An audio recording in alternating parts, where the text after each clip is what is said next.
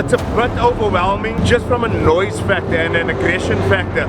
It's pretty intense. But give somebody half an hour, they get it.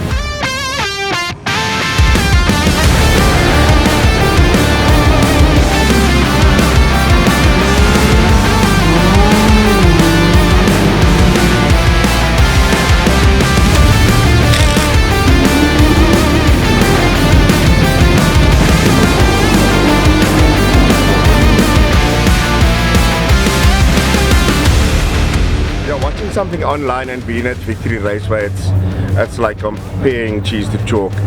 There's history here, there's people that are, you're watching grandfathers, we're watching their grandkids race, giving them racing tips, using cars that possibly they use themselves, the hand-me-downs. It's brilliant. It might seem like organized chaos, but the whole thing is, it is organized chaos. That's the beauty of stock car racing, oval track, especially on dirt. It's a contact sport, it's aggressive, you're dialed in, the races are short and so intense.